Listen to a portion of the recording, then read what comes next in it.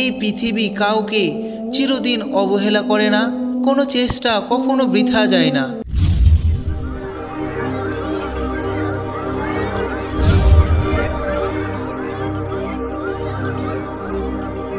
এই পৃথিবীতে অনেকেই বলে কাজ করে কি লাভ, কিছুই তো হয় না। কিন্তু আপনি জানেন কি, এই পৃথিবী কাউকে চিরদিন অবহেলা করে না, কোনো চেষ্টা কখনো বৃথা যায় না। এমনকি আপনি যদি আজ হারিয়ে যান, কাল আপনাকে খুঁজে নেবে এই দুনিয়া আপনার কাজের কারণে, আপনার ধৈর্যের কারণে। আজকের এই ভিডিওটা তাদের জন্য যারা চেষ্টা করেছে কিন্তু বারবার ব্যর্থ হয়েছে, যারা কাঁদে চুপি চুপি তবুও থেমে যায় না, যারা জানে একদিন ঠিক আলো আসবে। তোমরা তোমাদের প্রভু সাহায্য ও বিজয় আসা পর্যন্ত ধৈর্য ধরো। সূরা আল ইমরান 200 নম্বর আয়াত। আল্লাহ আমাদের বলেছেন, ধৈর্য ধরো, চেষ্টা করো, আমি আছি পাশে। একজন মুচি দরিদ্র প্রতিদিন সকালে সূর্য ওঠার আগে কাজ শুরু করে। লোকেরা তাকে দেখে হাসে, তোর তো কিছুই হবে না।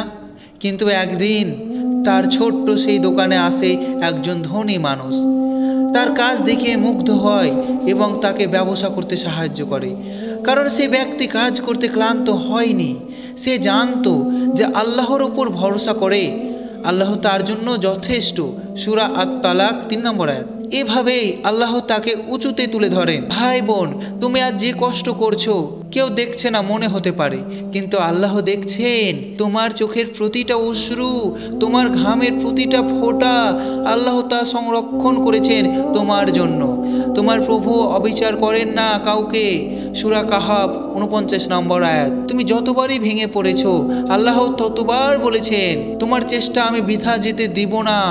এই পৃথিবীতে সফলতা মানে শুধু টাকা পয়সা নয়, সফলতা মানে তুমি হাল না ছেড়ে আল্লাহর উপর ভরসা রেখে চলেছো। তুমি ব্যর্থ না, তুমি সেই ব্যক্তি যার প্রতিটা প্রচেষ্টাকে আল্লাহ একদিন এমনভাবে ফিরিয়ে দেবেন যাতে তুমি অবাক হয়ে যাবে।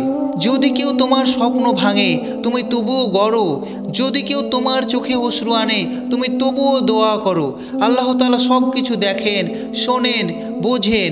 তাই মনে রেখো, এই পৃথিবীতে শেষ পর্যন্ত কাজের জয় হবেই ইনশাআল্লাহ। যদি এই কথাগুলো তোমার হৃদয় ছুঁয়ে যায় তাহলে এই ভিডিওটি শেয়ার করো, আরও কারো হৃদয়ে নতুন আলো জ্বালাতে। আসসালামু আলাইকুম।